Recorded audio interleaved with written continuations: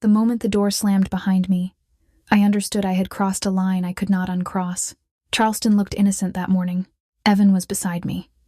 6 years old, his small hand locked around my finger with a trust too pure for what I was about to do. He wore his blue hoodie with a sailboat on the pocket. That stitch is burned into my memory because it was the last normal detail I saw before everything shifted. Harbor and Rye sat on the corner like it belonged to people who never checked their locks twice. White tablecloths, soft jazz behind glass. I wasn't there for brunch. I was there because a man had decided I belonged to him, and I had run out of places to hide. I had heard Roman Vale's name from a hush that spreads faster than facts. He ran the kind of syndicate that didn't need to brag. If he walked into a room, the room adjusted. That morning, I was betting my life on the idea that even men like that had rules about where chaos was allowed. For months, a man tied to a smaller crew had been tightening a leash around me. He didn't smash windows or scream threats. He used presence. A car that appeared too often at the end of my street, a message that arrived the minute I tried to sleep. From the outside, it looked like nothing. From the inside, it felt like drowning on dry land. That morning, right after 9:15 a.m., he showed up again, close enough that I could smell his cologne through the screen door. He stood between my porch and the neighbor's fence with a smile that felt rehearsed. Evan looked up at me, confused by how still I'd gone, like he could feel my body turning into a locked room. I tried to do what I always did. Stay calm, keep Evan calm, speak like everything was normal. I thought if I was polite enough, quiet enough, I could buy time. Then I realized silence was the currency he lived on. So I made the decision that still makes my stomach twist when I admit it. I told my little boy to run. Not away from me, toward the one place I believed that man couldn't follow without consequences. Harbor and Rye was my no space.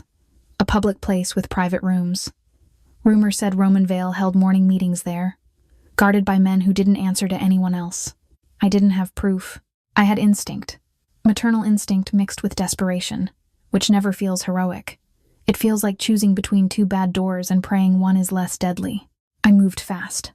I pushed Evan forward with hands that didn't feel like mine. I didn't have time to explain. I only had time to fix my eyes on his and pour everything I couldn't say into that look. Keep moving. He ran through the front entrance like an arrow. Inside, the air changed. Warmth and espresso. The sting of expensive cologne. The low murmur of conversation that faltered when Evan's sneakers squeaked on the wood floor. I hovered at the threshold, half in the restaurant and half in the street. A hostess leaned forward, alarm rising in her posture. A server paused mid-step. 2 men near the bar straightened at the same time, hands shifting toward their jackets with calm. No shouting, no scrambling, just a repositioning that told me this place had teeth. Evan didn't slow down. He dodged a chair, slipped past a startled couple, and headed for the hallway where the carpet turned darker and the doors looked heavier. Micro beats of tension snapped in my chest. A glance, a hand on a sleeve. The sudden silence as people realized a child didn't wander into that corridor by accident. A manager stepped into Evan's path. Evan slipped around him like water. I wanted to call his name. I didn't, because the moment I made noise, the man outside would win. At the end of the hall, there was a door with a brass handle and a weight that seemed built for secrets. Evan hit it with both hands. For a heartbeat, everything stopped. I heard a chair scrape deeper in the building. The door opened only a crack, just enough for Evan's small body to slide through, and then the room beyond swallowed him. I took 1 step forward, then froze, because the guards in the dining room didn't rush after him. They didn't yell. They didn't even look at me. They turned toward that private room like their attention had been seized by something more important than a trespassing child. And then I saw it through the narrow opening. Roman Vale stood up. He rose into view, tall and still, as if the whole building was waiting on his next movement. And in that suspended second, dread and hope collided hard in my chest. It hurt because I didn't know whether the most dangerous man in Charleston had decided to protect my son, or erase him. Roman Vale rising wasn't loud, but it was the loudest thing in the building. The private room had been sealed off by money and menace. The moment he stood, everything in Harbor and Rye reorganized around him. Chairs stopped mid-shift. I stayed at the end of the hall with my back to the wall, trying to keep my face calm while my heart fought to climb out of my ribs. Through the crack of that heavy door, I saw my son's small shape framed by adult suits and hard faces. Evan looked too small in there. For 1 sick second, I expected him to be dragged out and dismissed. The door shut like nothing mattered. That was the pattern I'd been surviving, and I felt guilty too.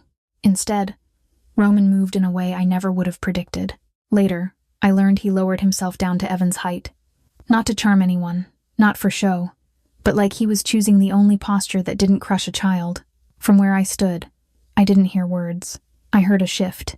The pressure in the room eased by a fraction, the way a storm changes direction. Evan's shoulders, which had been hunched up near his ears, dropped a little. I noticed because I had been watching for the moment my boy broke. Roman's gentleness was not soft. It was controlled.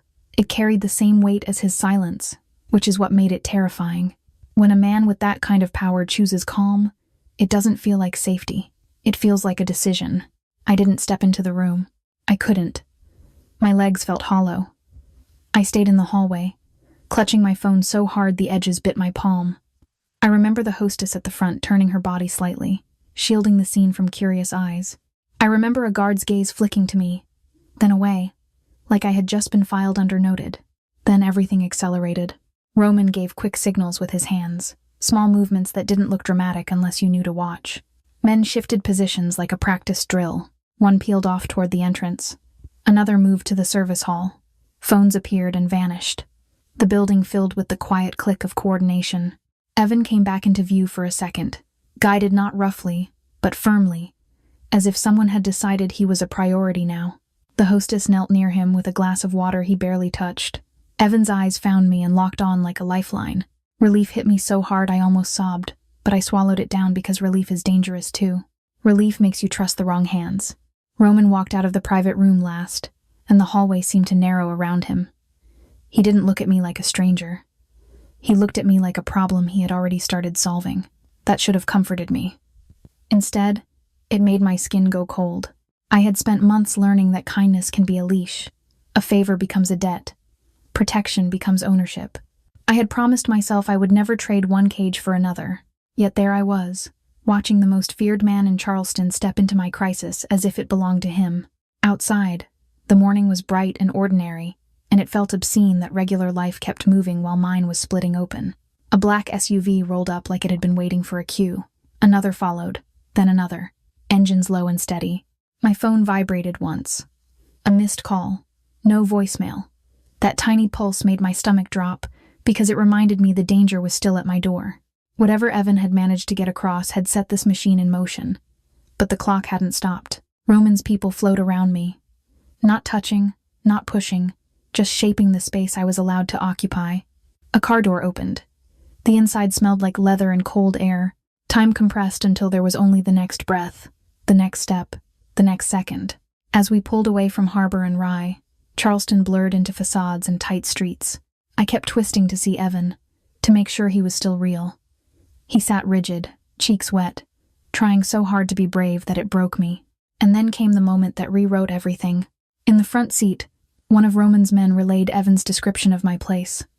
The pale duplex, the side alley, the porch light that never worked. I expected a pause, a question, a GPS search. Instead, Roman reacted instantly, his head angled slightly, like the answer had been waiting in him. The convoy turned without hesitation. That was when I understood the worst part. Roman already knew the address. My living room had stopped feeling like a room. It felt like a waiting area where my nerves sat upright, listening for the next sound that would tell me what kind of day I was allowed to have. The curtain stayed half drawn. I kept my phone face down on the couch arm, not because I forgot it, but because looking at it made me shake. Evan had been gone long enough that my thoughts started looping. I told myself he was smart. Then the guilt slid in, because I was the one who had sent my 6-year-old into a room I was scared to enter. Cal Brennan moved through my house like he owned the oxygen. I never needed to see him to know where he was. The floorboards answered for him. A cabinet shut with a flat final sound that said I could be replaced. He shifted small objects. My keys moved from the bowl to the counter, reminding me that nothing in my life was truly mine. My shoulders tightened when his pacing slowed, because slow meant he was thinking. The house felt smaller when his tone changed. Not louder, just colder. I kept my hands busy, folding a dish towel that didn't need folding, wiping a spot that wasn't there, because stillness felt like an invitation. I kept seeing Evan's face at the door, how he tried to look brave for me. His backpack straps had twisted. His hair was still damp from my rushed attempt to make him look normal. I remembered pressing my forehead to his and breathing in that clean kid smell, trying to memorize it. Then, Under the ordinary hum of the neighborhood, I caught something else. A low engine, then another. Tires on pavement that didn't sound like a neighbor pulling in. The sound grew, multiplied. And for a second I wondered if fear was inventing it. The house shifted. Cal's pacing stopped. I felt him redirect without seeing him, like a shadow turning toward a window. The next second stretched thin. I stood near the hallway, close enough to run, not sure where I would even go. My brain kept counting. Back door, bathroom window, kitchen. There were no real exits, only choices. The impact came hard and clean. The front door jumped in its frame. Wood complained. My ears rang, not from volume, but from shock. The quiet that followed was worse, because it was full of motion I couldn't track. Then the door gave. Not a dramatic explosion, just a brutal break of something that had been holding my fear inside. Cold outside air rushed in. Footsteps flooded the entryway, disciplined and quick, like people who hated wasting time. Roman Vale stepped into my living room like he was stepping into a map. He didn't scan for blame. He scanned for math. His eyes moved over the corners, the hall, the kitchen line, the back door, the windows. I could feel him calculating what I couldn't, where the danger sat, where Evan should have been. I noticed his hands first, because they were steady. No frantic gestures, no wasted movement. His presence didn't raise the noise. It lowered it. The way a room goes quiet when the person in charge arrives. Men behind him shifted into positions without being told, filling thresholds, taking angles, turning my small house into a controlled space. I wanted to explain everything at once. I wanted to apologize for existing. I wanted to beg, but my throat locked down. Roman's focus flicked to me only long enough to confirm I was real, then away again, back to the equation. Somewhere behind me, Cal's authority tried to exist in the same air. It didn't last. There was no bargaining, no waiting, no theatrical warning. Roman moved and the room followed. Cal's control collapsed like a cheap chair under a heavy weight. And just like that, the invisible rules I had been obeying snapped. Not because I had won, because someone stronger had decided the game was over. Roman's people guided me toward the door. Not rough, but absolute. I grabbed my purse from the hook and Evan's little hoodie off the chair without thinking. My hands worked on instinct, clinging to proof that I was still a mother and not just a person being relocated. Outside, the neighborhood looked the same and completely different. Sunlight on cracked concrete, a kid's bike down the block, and 3 black vehicles waiting like an answer I hadn't asked for. Relief hit me so hard my knees almost buckled. Then fear followed right behind it, sharp and clean, because I understood what rescue meant in Roman Vale's world. It meant removal. It meant control changing hands. It meant the ride was already starting, and I had no say. I don't remember walking to the SUV so much as being carried by momentum. One second my front door was a torn open mouth. The next I was outside with air so bright it hurt. My lungs burned from holding my breath. My hands kept checking my purse, Evan's hoodie, the small bag I'd grabbed, like I could prove we were still us. The vehicle door closed, and the world narrowed. Tinted glass, leather that smelled new, a seatbelt click that sounded too normal. The engine settled into a low hum, and my body finally noticed it was shaking, the small tremor that starts when the danger pauses and your nerves don't know what to do with quiet. Evan sat close enough that our knees almost touched. He didn't cry. He went silent the way kids do when they realize the adults are scared. I watched his chest rise and fall. One shoelace had come loose, and my whole brain latched onto it like it was the only problem I could fix. I tied it with a double knot that felt like a promise. Up front, men moved with the disciplined calm I'd felt in my living room. I couldn't see Roman clearly, only the shape of him at the edge of the mirror. A still jaw, a dark line of coat. He didn't need to turn around for the car to feel like it belonged to him. We rolled away from my street, and I had the floating sensation of leaving a burning building without knowing what I'd left behind. My home shrank in the rear window until it was just another porch, another mailbox. Part of me wanted to demand closure. Another part of me wanted it erased. Charleston slid by in fragments. Modest houses, a corner store with a faded sign, then cleaner sidewalks, older trees, and streets that looked like money. The city changed outfits in a few turns, and I stared out like I could memorize an escape route through glass. I tried to read the drive the way you read weather. A right turn that felt deliberate. A long stretch where no one spoke. A glance in the rearview mirror from the driver that wasn't for me. A phone vibration I heard more than saw. My mouth was so dry I could taste metal, and staying quiet felt like staying alive. Relief kept trying to land in my chest, and suspicion kept swatting it away. I knew what danger looked like when it wore Cal's face. This was different. This was danger with resources. Danger that could buy silence instead of demanding it. I told myself to be grateful. I also told myself gratitude could be a leash. The neighborhood thinned. Fences became taller. Iron appeared ahead, black against green, and the convoy slowed with a confidence that said no one here needed to rush. The gate opened before we reached it, like the place had been expecting us. Inside, everything looked unreal in its calm. Live oaks arching over a gravel drive, a house set back with warm light in the windows. My heart did something confusing, half hope, half warning. They moved us through the entry like we were fragile cargo. I stepped onto cool stone and followed the flow of bodies. Then I saw Evan. Not the Evan beside me, but Evan already inside, seated at a table as if he'd been there all along. A bowl sat in front of him, steam rising in thin white threads, something warm, something simple, food that tells a child the world is still safe enough to eat. His cheeks were pink, his shoulders were down. He lifted his eyes when he sensed me, and the sight hit me so hard my legs went soft. Relief crashed through me like a wave, and for a moment, I forgot to be afraid. Then the other feeling arrived right behind it, sharp and steady. If Roman could make my son look this safe, this fast, what else could he control? And what would safe cost in a house ruled by his power? Roman lingered nearby, quiet as stone, and I realized comfort could be a different cage. The estate was quiet in a way that made my skin itch. Not peaceful quiet, controlled quiet, the kind with rules you haven't learned yet.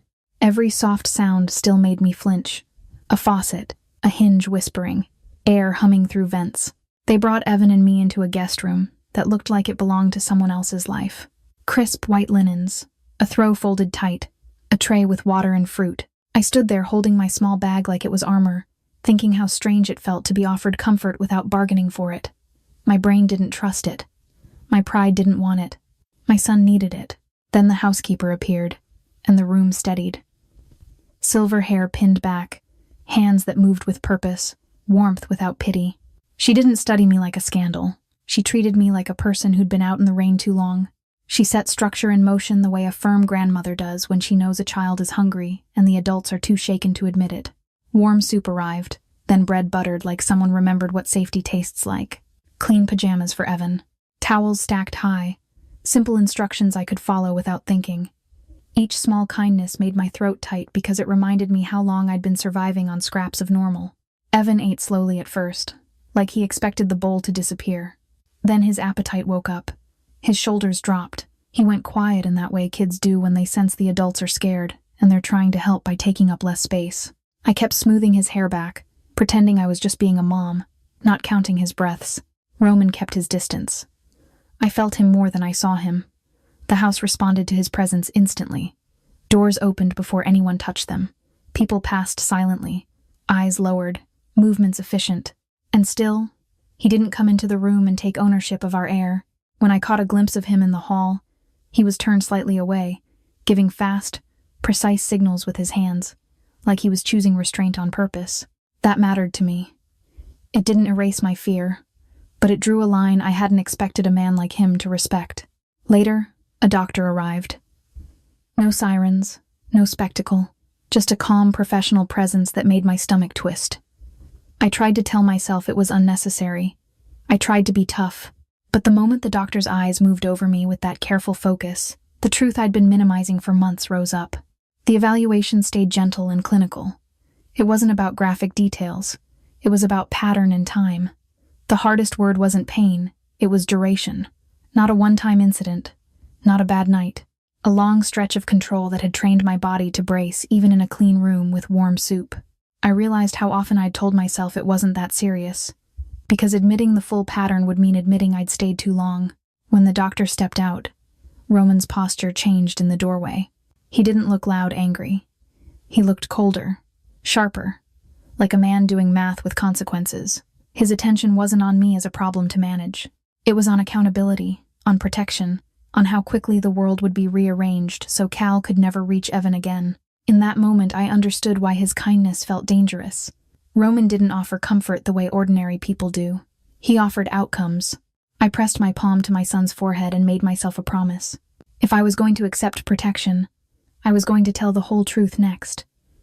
Not just the parts that made me look brave, the parts that explained why Cal chose me, and why this nightmare had legal roots I'd tried to bury. I didn't want to tell Roman the part of my story that made me look reachable. Even inside his estate, with Evan finally asleep, my throat tightened every time I tried. I was scared Roman would hear my past and decide I had invited all of this, that I was a risk he shouldn't carry. Before I was the woman clutching a cheap tote like a life raft, I had a lanyard and a desk on the 4th floor of a respected Charleston firm. I started as a legal assistant and worked up to paralegal, the kind who kept calendars, drafted clean summaries, and caught tiny mistakes before they became lawsuits. Our clients were old money, new money, and the people who protected both. They spoke in careful half-sentences. They never said the word crime. They asked for arrangements and security, and expected us to make problems disappear without names. My job was to keep the paper straight. I told myself that was all. But I noticed patterns anyway. An invoice routed through a personal account instead of a company name. A consultant who needed access to an address list. A meeting note that didn't match the calendar invite. Power hides in plain sight. Sometimes it looks like paperwork. Cal Brennan didn't choose me because I was weak. He chose me because I had access, and because I could be isolated. He hovered at the edges of that world, always polite, always available. The kind of man people underestimated because he smiled at the right time. He learned when I stayed late. He learned which partner trusted me to pull records without asking questions. And when my life got messy, when Evan's dad disappeared and I became a single mom, Cal moved closer like he was helping. The fall wasn't dramatic. It was quiet. A missed deadline I couldn't explain. A client complaint that didn't make sense. A rumor that drifted through the office like smoke. Friends stopped texting. Coworkers stopped meeting my eyes. I got moved off certain cases, then off the floor entirely. I left before I was pushed, but it still felt like being erased. I told myself I was protecting Evan from stress and gossip. The truth was simpler. I was ashamed, and I was exhausted, and Cal liked me that way. Even after I was out, my brain kept collecting fragments, like it couldn't stop doing the job. Email subject lines that didn't match the attachments. Transfer alerts that hit at odd hours. Meeting reminders that popped up and vanished. Notes that mentioned Tampa hotels when nobody was supposed to travel. Timestamps that proved someone was lying about where they'd been. I didn't print anything. I didn't build a folder labeled evidence. I just remembered, and I kept a few screenshots buried in my phone. Telling Roman all of this felt like stepping onto thin ice. I watched his attention narrow, not toward me, but past me, like he could suddenly map the city on the wall. That was when I understood Cal wasn't only a man who controlled my private life. He was a leak. Roman put it together with a cold certainty I didn't have. Cal had been feeding a rival crew, the Montoya Crew out of Tampa, dripping information through invoices and consulting calls, and using my old firm's access like a pipeline. Addresses, schedules, names that should never leave a closed room. The same kind of details Evan had spilled in panic. The same kind of details that made Roman recognize my street instantly. In that moment, my rescue stopped being only a rescue. It became a breach response. And I wasn't just a victim being moved to safety. I was a witness with leverage, someone who had seen the paper trail close enough to describe it, even with shaking hands. Evan's brave little feet carried him into that restaurant, but what he really did was pull a curtain back. Now the stakes weren't just my front door. They were the whole city, and I could feel it. Warmth trying to grow inside these walls. A home forming around my son. While outside, the danger tightened its grip for good. Evan's laugh didn't belong in that house, and that was the first reason it scared me. The estate was built for quiet. Rugs that swallowed footsteps. On the first day, my body treated calm like a trick. A spoon against a bowl made my shoulders jump. A door closing made my throat tighten. Then, right after breakfast, I heard Evan giggle at something the staff did with a folded napkin, and the sound hit me like sunlight in a room I'd forgotten had windows. Kids heal in inches. Evan's appetite returned in small victories, a few bites at a time, then a clean plate before I could catch up. He started exploring, just walking with a bounce in his step. I watched his shoulders drop while he colored at a long table that looked too formal for crayons. I watched him fall asleep without that tight, guarded twitch in his jaw, and that was exactly what terrified me. Relief can feel like thirst. It makes you forget how long you've been thirsty. I hated how much I wanted to sink into clean sheets and warm food and the simple kindness of not being questioned. I kept waiting for the bill to arrive, not in money, but in obligation. Roman began showing up around mealtimes, always as if he'd accidentally wandered into the same orbit. One morning, he stood near a window with his jacket still on, like he was only pausing between tasks. Another time, I saw him at the edge of the dining room, eyes taking in exits and angles before they ever found me. The house responded to him without noise. People moved a half-step faster, voices lowered, but he never hovered, and he never stepped into Evan's space. My body noticed him before my mind allowed it. The band under my ribs loosened when he was nearby, and I hated that too.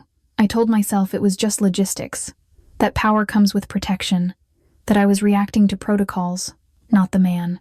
Still, it was unsettling to realize my nervous system trusted his control more than it trusted ordinary peace. In the middle of all that, Evan managed to make me feel human again for about half a minute. He found a roll of blue painter's tape in a supply closet and turned the hallway outside our room into a maze. Thin strips crisscrossed at knee height, some low enough to crawl under, some high enough to duck. He tested his course like a tiny athlete, face serious, arms out for balance, then looked at me with that bright pride kids have when they want you to see them.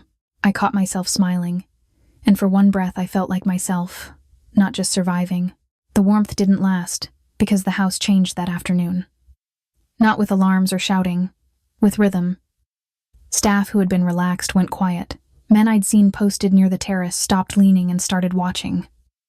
A vehicle shifted closer to the gate. Even Evan sensed it and drifted back to my side, his fingers finding my hand like a compass. I caught a glimpse of a phone screen as someone passed me in the corridor. A photo, sharp and recent, of a man stepping out of a black SUV. Another image followed, then a timestamp and a verified location marker that made my stomach drop. This was confirmed. This was here. Not rumor, not warning, just proof. Montoya's lead man had arrived in Charleston. I stood there holding Evan's small hand, feeling the cruel timing of it. Home was beginning to form in my chest at the exact moment danger moved closer. I understood then that this could not stay a temporary shelter anymore. If the threat was tightening, Roman would have to stop treating this like a short-term favor, and I would have to face what partnership might mean. I didn't sleep that night, not because the sheets weren't soft or the room wasn't quiet.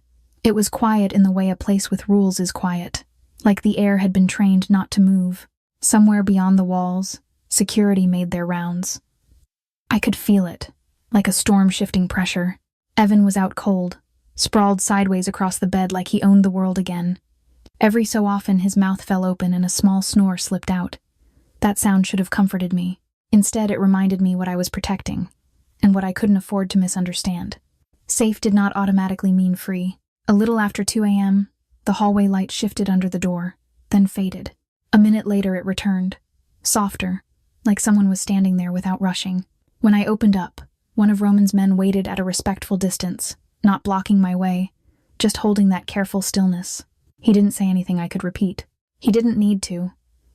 Roman wanted to see me, and it mattered. I followed because running from information has never saved anybody. The house was dim, light along the floors, and it smelled like old wood and citrus polish. The library was the first room that felt human. Leather chairs with dents, books that weren't arranged for show but for use. Roman was there, jacket off, sleeves rolled with a precision that made me think he did everything on purpose. He didn't loom. He didn't corner me. He chose a chair across from mine, leaving distance like a boundary he respected before I even named it. The lamplight caught the hard lines of his face, but it also caught the tiredness underneath. I could tell he was choosing his words carefully, because the room kept filling with pauses, not empty pauses, considered ones. I watched his hands, the way they rested flat for a second, then shifted as if he was resisting an old habit to control the space. What he made me understand was simple and heavy. My presence here wasn't temporary anymore. Montoya had stepped into Charleston, and neutrality was a story people tell themselves when they don't have enemies.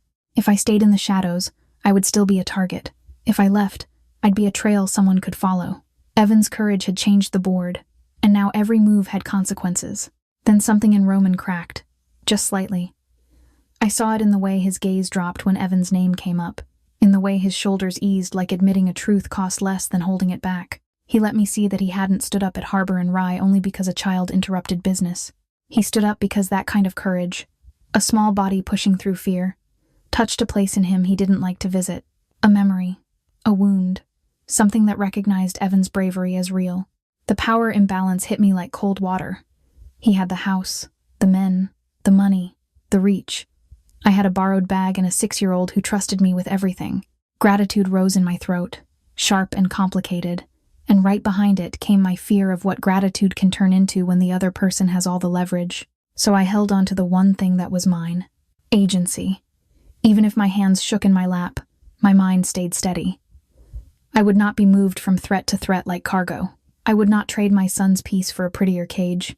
Roman's offer was different than what I expected. Not ownership, not protection with strings. He framed it as partnership, shared decisions, shared goals, a plan to cut Montoya off at the knees, close the leak Cal created, and make sure Evan and I didn't spend our lives looking over our shoulders. I didn't give him trust like a gift. I agreed to hear the plan because I needed truth more than pride. But before I did, I built one boundary in my head, firm as a locked door, and I knew it would surprise him when I finally said it out loud. I sat in that leather chair with my hands folded like I could fold my fear into something neat. For years, silence had been my survival skill. If I stayed agreeable, the room stayed calmer. But the cost of silence always showed up later. Roman's study smelled like paper and wood polish and espresso. The lamplight softened edges, but it didn't soften him. He was still Roman Vale. The air still treated him like gravity. I felt the instinct to nod and accept whatever plan he laid out, because he had already done what no one else did. He got me and Evan out. He turned my front door from a cage into an exit. Gratitude is dangerous when you're desperate. It can make you hand over your life because you think you owe someone for saving it. So I told myself the truth first. Evan didn't need a rescuer. He needed a mother who could stand upright again.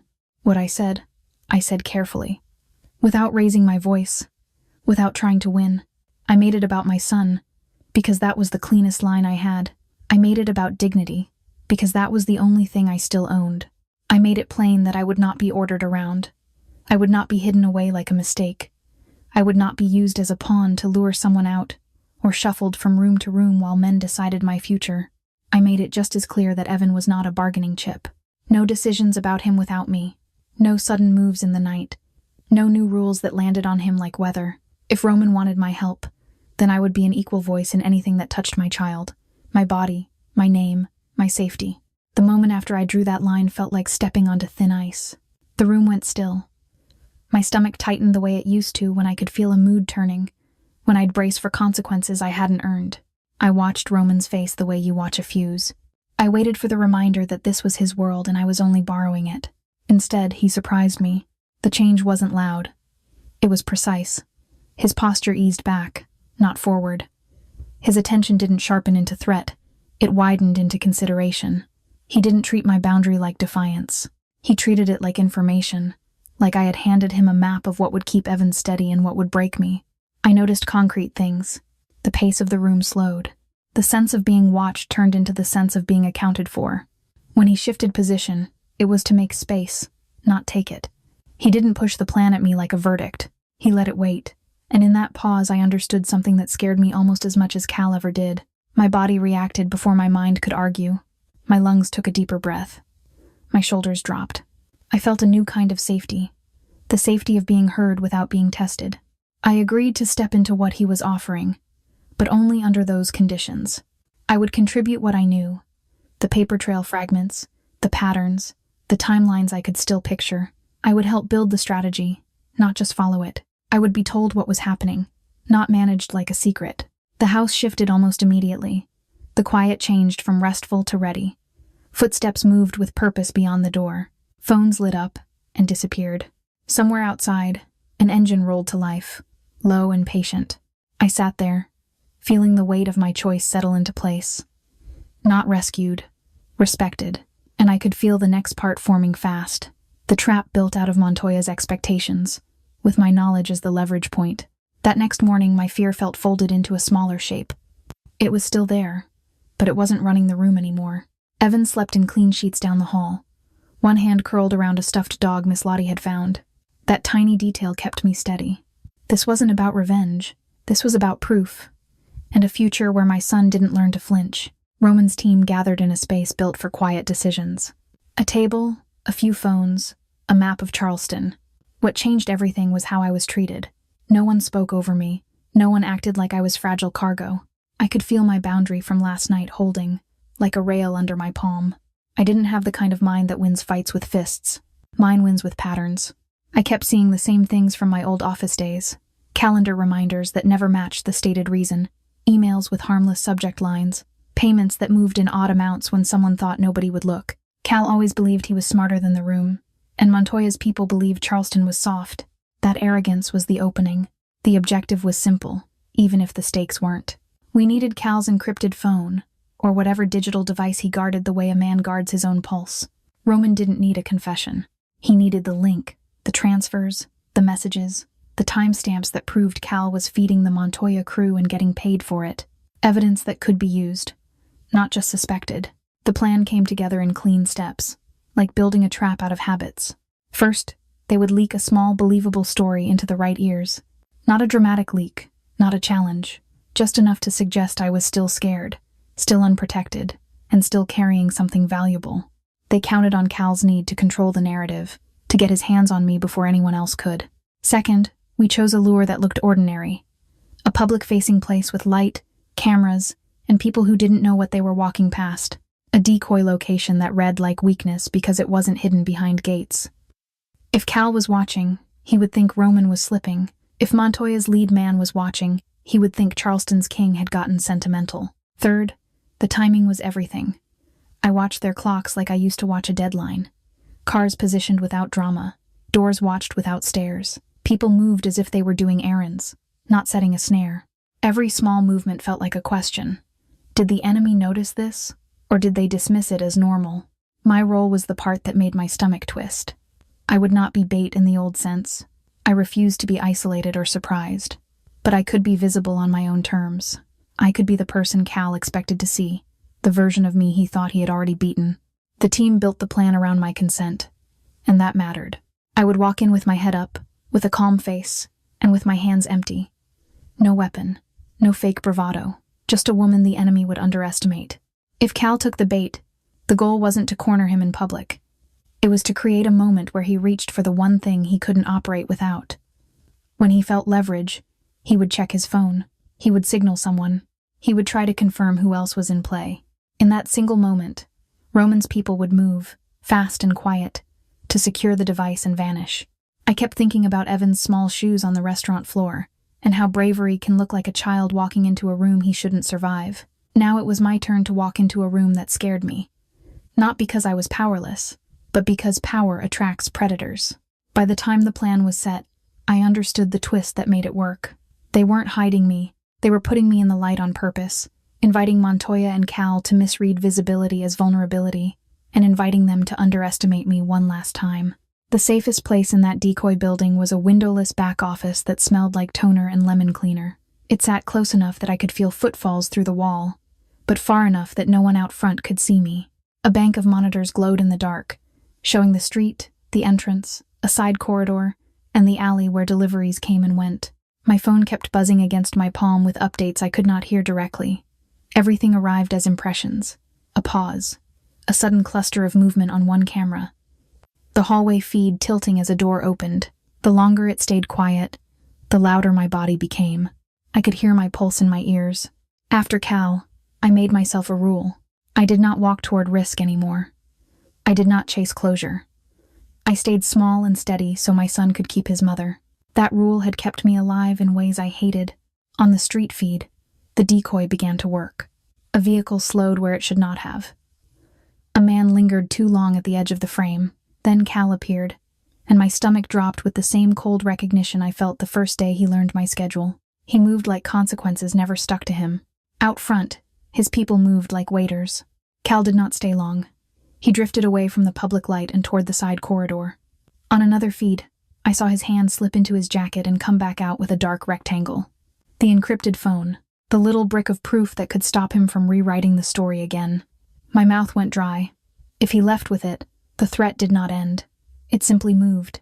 A new icon flashed on my screen, then another, and I realized he had sensed the net. Not all of it, but enough. He angled toward the service exit, the one that led into the alley, where engines could start and disappear before anyone out front even noticed. I stayed planted for one long second. I pictured Evan's face at breakfast, the way he finally ate without watching every doorway. I promised myself I would not be the reason that peace broke again. Then I saw Cal's shoulder turn toward freedom, and something in me snapped into clarity. If I let him walk away, I was not being safe. I was being silent, and silence was the tool he used on me for years. I moved. I did not run like a movie. I moved like a mother crossing a room before a child touches a hot stove. Quiet, fast, focused. I pushed through the back office door and into the narrow corridor, my sneakers whispering on old tile. Cal reached the service door. A sliver of daylight cut across the floor. In that sliver, I saw the phone again, tighter in his grip now, like he could feel its weight. I stepped into view just enough to make him hesitate. His head turned, and I felt his surprise like a slap. For a heartbeat, the hallway held still. He did not expect me to be present. He expected me to be hidden. That half-second was all it took. Movement at the far end. Another presence closing from the side. The energy of the corridor changed, like the room was deciding who it belonged to. Cal's arm jerked. The phone shifted. I reached on instinct, not for him, but for the object. My fingers closed around it, and its hard edges bit my skin. The phone was taken from my hand almost immediately by someone trained to secure it. I stumbled back against the wall, breath coming too fast, vision tunneling. My body started shaking after the fact, like it had been holding itself together on borrowed time. I thought the worst was over until I saw a new angle pop up on the monitor feed behind me. A black SUV rolled slowly past the block, then another. Not Roman's. The spacing was wrong. The patience too smooth. My phone buzzed again, and a photo preview appeared. A grainy shot of me in that corridor, my hand reaching, my face turned toward Cal. Someone had been watching from outside, and they had captured the exact proof Montoya needed. In that instant, I understood the price of becoming visible. We had the evidence, but now the enemy knew I was not powerless, and they were already pivoting. For a few seconds after it happened, I could not tell if I was standing or floating. My hands shook like they were trying to throw the fear off my skin. The air tasted like dust and adrenaline. Right then, they got me into a back office fast, not with rough hands, but with practiced urgency. A door closed and the outside world turned into a muffled hum. The phone was no longer in my grip, but I could still feel its outline in my palm like a bruise. When I say proof, I do not mean a dramatic confession. I mean ordinary details that refuse to bend, timestamps that line up too cleanly to be coincidence. Saved messages where names repeat in patterns I recognize. Bank alerts and transfers that match dates I used to circle in my calendar. A few photos, too. Not heroic, just evidence of who was where and when. For years, Cal's power lived in the space between what I knew and what I could prove. Secrecy was his weapon. Fear was his logic. The moment that encrypted phone was secured, I felt the illusion crack. Nothing became safe, but the ending became inevitable. He could not rewrite a story that was already saved. The weight of what I had done hit next. I had stepped out of the hiding place I built to survive.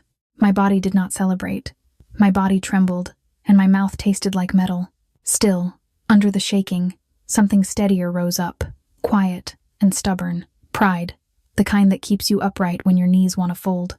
Roman's response came like a system clicking into place. He did not loom or claim the moment like it belonged to him. He created space the way a professional creates space around someone in shock. I watched his people move with discipline. Exits covered, phones checked, a clear path formed without anyone needing to raise a voice. I could not hear every instruction, but I could feel containment building around Evan and me. Someone offered water. Someone checked my wrist where the phone had pressed into my skin. Roman watched, and I caught a flicker in his face that looked less like anger and more like purpose. Not punishment, protection with restraint, and room left open for my choice. In the middle of all that motion, the title truth landed inside me. Cal's control did not end because a stronger man stepped in. It ended because he misjudged me. He underestimated my ability to survive long enough to think, and to act when it mattered. The moment he assumed I would stay invisible, the outcome was already turning against him. They moved me out in a different vehicle than the one near the decoy site. The route changed twice. Evan was brought to me within minutes, safe and sleepy, his small hand finding mine like it had been searching all day.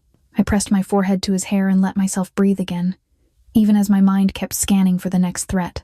Back at the estate, the evidence was handled like something sacred and dangerous at the same time. I watched it disappear into a locked case and then into another room. I knew, with grim relief, that Cal's power was collapsing in real time. Then my own phone buzzed. The screen showed a grainy photo of me in the corridor, my face turned toward the door. Beneath it was a fresh update, short and clinical, the kind that makes your blood go cold. Someone higher in Montoya's chain had been notified. My name was attached to my face now. For a moment, I wanted to fold back into silence. Then I looked at Evan, at the way his shoulders finally rested, and I understood the new rule. I was no longer hidden, and that meant the endgame had started. 3 months later, I learned time can feel like a blanket and a knife. Evan measured it for me in small changes. He stopped waking up with his fists clenched. He started humming while he brushed his teeth. He asked for his favorite cereal again, the one with the marshmallows. Like wanting something silly was proof he believed tomorrow existed. The estate never turned into a fairy tale, but it stopped feeling like a cage. Mornings had rhythm. Light through tall windows, the housekeeper's steady footsteps, a lunchbox set on the counter even when we were not going anywhere. Evan claimed a kitchen drawer as if it was a throne, dinosaurs, crayons, a bent deck of cards. When he laughed, the whole house breathed easier. Roman changed in the only way that mattered to me. Not with promises, but with patterns. He was still power in a tailored suit, still the kind of man Charleston pretended not to notice. But pieces of his world shifted toward daylight. I saw contracts where there used to be whispered favors. I saw meetings move into rooms with glass. It was not redemption. It was intention. And still, my body remembered. I checked locks twice without thinking. I counted exits in every room. When a door shut too hard, my shoulders jumped before my brain could catch up. Some nights I woke up sure I heard footsteps, only to find silence and the glow of security monitors. I hated that I could be safe and still feel hunted. That is the thing about quiet. It does not erase anything. It just gives you enough space to hear what you have been carrying. The day the quiet got loud was a Tuesday. Evan was at the table coloring, tongue between his teeth the way he did when he concentrated. I was folding laundry and pretending I did not notice how my hands still moved like I was bracing for impact. Roman was in the next room, working, his presence steady but not hovering. Then the legal world reached through the gates like a cold hand. It came as an update passed along with faces that stayed neutral. Federal interest had turned into federal pressure. Paperwork had turned into hearings. The phone we secured and the messages inside it were no longer just leverage in a private war. They were becoming a public record, a thing that could drag names into daylight whether they wanted to be seen or not. I did not hear it in courtroom language. I felt it in my stomach. Discovery, testimony, timelines. The possibility that Cal would trade information to save himself. The possibility that Montoya's higher chain would learn exactly what I knew and exactly who I was through documents stamped with official seals. At the same time, another signal arrived, smaller but sharper. A grainy street camera photo showing a man across town outside a building I recognized from my old life. His posture did not belong here. Too still, too patient. The kind of watching that pretends to be waiting. Relief cracked into dread so fast it made me dizzy. For 3 months I had been building a life out of quiet choices, telling myself stability could be enough. In one afternoon I understood stability was only the floor. The future still needed walls. I looked at Evan, at his relaxed shoulders, and determination rose. I was done shrinking. Safety was not something I could borrow from Roman's power forever. It had to be something I helped build, out loud, with rules that held. That night, I faced the decision I had been avoiding. School, a real classroom, a backpack, a name on a roster. Evan deserved normal, and normal required visibility. Keeping him hidden was protection and prison at the same time. I could feel the risk in it, and I could feel the hope too. The next step was not surviving behind gates. It was choosing a future where my son could be seen, and that meant Roman and I had to align, not as rescuer and rescued, but as two adults deciding what our arrangement becomes when we stop whispering and start living. Evan fell asleep early that night, the way kids do when their bodies finally believe the door is locked and the hallway is safe. The house settled into its evening hush. Outside the windows, Charleston looked like a postcard that didn't know what it had cost me to stay alive. For the first time, I believed. I found Roman in the library, not lurking, not waiting, just existing in that controlled way he had. A lamp threw warm light across old books. The air smelled faintly like cedar and clean paper. I stood there longer than I meant to, listening to my own breathing, realizing I was about to ask for something that used to feel impossible. I was afraid of getting attached to a safety that could vanish the moment I displeased the person providing it. I was afraid of being saved in a way that erased me, like gratitude would become a chain. And I was afraid of how my body had started to unclench around him before my mind could list all the reasons it shouldn't. So I did the only thing that has ever kept me whole. I told the truth, plain and unpretty. I admitted that what had grown between us was not a storybook rescue. It was a sequence of choices, repeated day by day. Him holding space, me taking it, Evan healing in the middle. I let myself name the feeling without dressing it up as destiny. I wanted partnership, not protection that came with ownership. Then I drew the lines, steady on my face. No secrecy about threats that touch my son. No decisions made for me because someone thinks they know better. No using Evan's life as leverage in any negotiation. Consultation on every school decision, every move, every public step. And no language that turns me into property, even in private, even as a joke. I can live with risk. I cannot live inside someone else's control again. Roman didn't argue. He didn't charm it with pretty words. He listened like my boundaries were intelligence, not inconvenience. I watched him shift the room without raising his voice. A phone set aside, a folder opened, a plan adjusted. The next steps appeared as actions, not vows. A meeting scheduled with an attorney who spoke about custody and protection in normal human language. School options laid out like routes on a map, including a way for Evan to be seen without being exposed. A promise to tell me everything before danger gets too close. What changed me most was what he didn't do. He didn't rush closer when my eyes stung. He didn't touch me to claim the moment. He gave me space to stay myself, even while he stayed present. In that restraint, I felt something I hadn't felt in years. Respect that didn't require fear. Later, I checked on Evan. He was sprawled sideways across his bed, one hand wrapped around a stuffed dinosaur, breathing slow and even.